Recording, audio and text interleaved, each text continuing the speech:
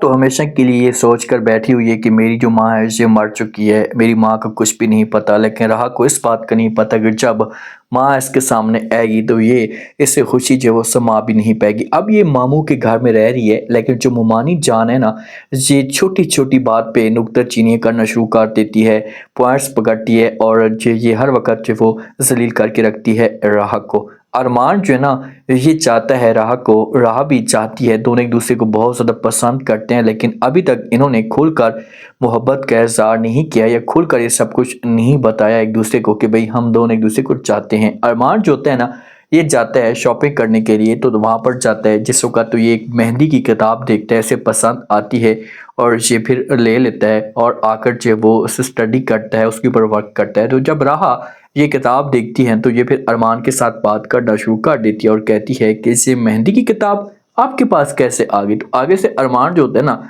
ये बातों को घुमाने की कोशिश करता है। ये राह को जवाब देता है और कहता है कि मैं जो वो गया था प्लास्टिक के अंदर काम के सिलसिले में, तो किताबें जिस वक्त ले रहा था तो ये किताब मैंने देखी, तो फिर मैं भी जो वो मैंने ले ली। तो आगे से राह कहती है कि झूठ मत बोलो, सच सच बताओ कि ये जो मेहंदी है ये तुम किसके हाथों के ऊपर लगते हुए देखना चाहते हो। अब ये कभी भी राह को खोलकर नहीं बता सकता या राह को ये बात नहीं कह सकता कि मैं आपके साथ मोहब्बत करता हूँ और आपके ही हाथों के ऊपर मेहंदी देखना चाहता हूँ। अगर ये बात कहता है ना, तो राह जो भी इसकी फेवर में बात करेगी, इसका साथ देगी, लेकिन ये दोनों जब तक मोहब्बत का इज़हार नहीं करेंगे तो हर सूरत में जो वो नफरतें पैदा होंगी। जो मुमानी जान है ना, ये कोशिश करी है कि राह घर के अंदर मुलाजमों की तरह रहे, मुलाजमों की तरह काम काज करे और मेरी मर्जी के मुताबिक चले, लेकिन छोटी बच्ची है और कभी बात इसके मन में आती है अगर जब वो मामू जान को सब कुछ बता देती। एक फैमिली आती है, जाफिर की फैमिली, जो बड़े पैसे वाले लोग होते हैं और ये जिस वक्त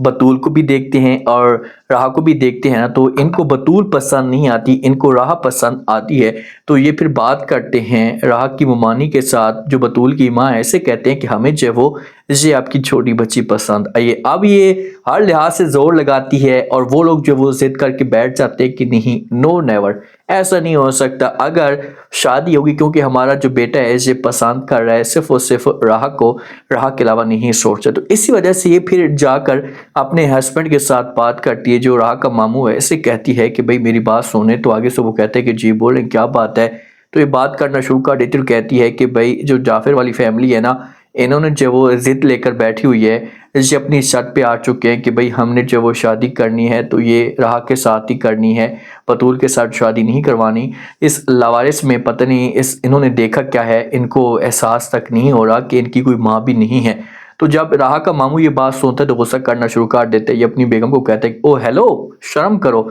ये तुम किस तरह की बातें कर रही हो, दोबारा अगर आपने ऐसा कि कोई भी अल्फाज बोले ना तो अच्छा नहीं होगा। राह जो वो लावारिस नहीं है, मैं इसका अपना हूँ, मैं इसका बाप की तरह हूँ। तो फिर जाकर जो है ना, बतूल की माँ को चुप लग जाएगी। अब बतूल को इस बात का पता है, जो बतूल की माँ है ये सब कुछ समझती है कि भाई इतनी आसानी के साथ जो मैं राह को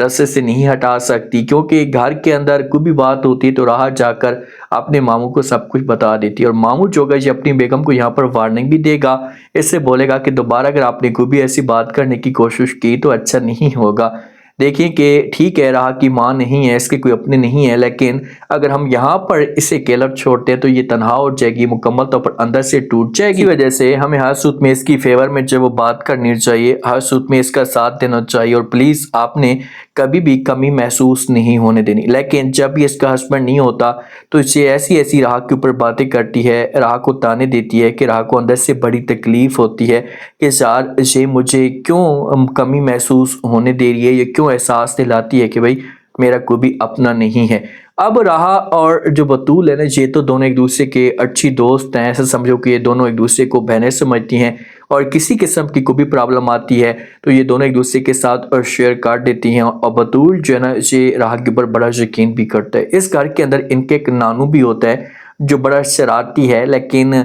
परहेज किसी किस्म का भी नहीं करता। डॉक्टरों ने जो वो वार्निंग भी दी हुई होती है कि भाई अगर आप लोगों ने इसे बचाया नहीं मीठे से या जो चीज़ें मना है, अगर इसने खा ली ना तो इसकी हालत जो होगी ये ख़राब हो सकती है। जिस वक्त ये पार्क के अंदर मौजूद होते हैं, नानू के साथ होते हैं तो ये खेल कूद रहे होते हैं, वक्त अच्छा गुजार रहे होते हैं, तो अचानक से कुछ ये ऐसी चीज़ें खाता है जैसे वो राह आकर देखती है, साथ में बतूल भी होती है। तो फिर राह को बड़ा गुस्सा आता है कि भाई मामू को आने दो, मैं जो है वो आपकी शिकायत लगाऊंगी। तो आगे से वो कहता है कि ठीक है, नानू जान जो होता है कहते हैं ठीक है लगाओ। तो मामू जिस वक्त आता है तो ये बात करना शुरू कर देती है, मामू को कहती है कि मामू जान ऐसे किसी भी चीज़ से किसी किस्म का कोई भी परहेज नहीं करते, इसके आगे जो चीज़ भी आती है मीठा सब कुछ इसे खा लेते हैं, इससे ज़रा भी एहसास नहीं है। तो बतूल जो होती है थोड़ी सी नाकचिड़ी होती है और ये फिर मस्के लगाना शुरू कर देती है। नानू को कहती है कि नानू जान देख लें कि ये तो आपके बारे में इतनी बड़ी बड़ी बातें कर रही है, आपके बारे में इतनी बड़ी बड़ी बातें कर रही है, कह रही है, तो फिर आप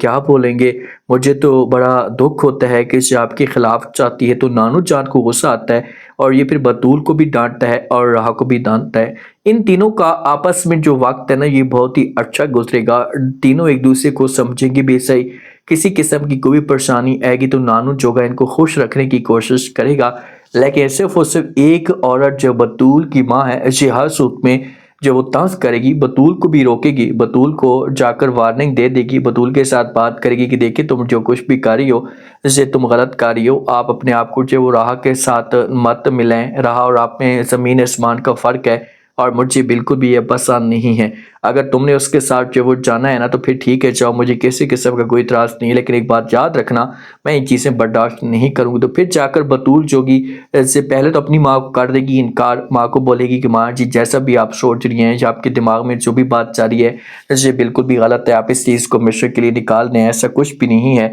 राह बहुत ही अच्छी है और मैं राह को जो वो अच्छा समझती हूँ, मेरी अच्छी दोस्त है, बहनों जैसी, हम एक दूसरे के साथ अपना दुख शेयर करते हैं, तो इसमें आपको किस बात की प्रॉब्लम है। लेकिन ये ऐसी गेम डाल देगी, ऐसी कार्रवाई काट देगी कि बतूल और राहत जो होंगे ना एक दूसरे से नफरत करना शुरू कर देंगे और यही बतूल होगी ऐसे राह को ताने भी देगी, इसे ऐसे कहेगी कि भाई तुम्हारी जो वो फैमिली नहीं है, तुम्हारा कोई अपना ही नहीं है, तो फिर मेरे साथ तुम ऐसा क्यों करी, क्योंकि नफरत इतनी ज़्यादा पैदा हो जाएंगी कि मामला जो होंगे ये ख़राब हो जाएंगे। तो अरमान है ना, अरमान को चाहिए कि अरमान जल्दी से अपनी मोहब्बत का इजहार कर दे, जल्दी से जाकर ये बात बोल दे कि भाई मैं आपके साथ मोहब्बत करता हूँ, आपको पसंद करता हूँ। जब ये अपनी मोहब्बत का इजहार करेगा ना तो फिर जो राह होगी जो भी इसकी फेवर में बात करेगी इसका साथ देने के लिए तैयार हो जाएगी। अगर इसने देर कर दी और किसी किस्म की कोई मोहब्बत का इजहार ना किया ना तो फिर जो वो ये दोनों ऐसे एक दूसरे से दूर हो जाएंगे कि राह के ऊपर जुल्म भी होंगे। तो अरमान जो होगा उस वक़्त बेबस होगा, किसी किस्म का कोई भी ऑप्शन या किसी किस्म का कोई भी जो वो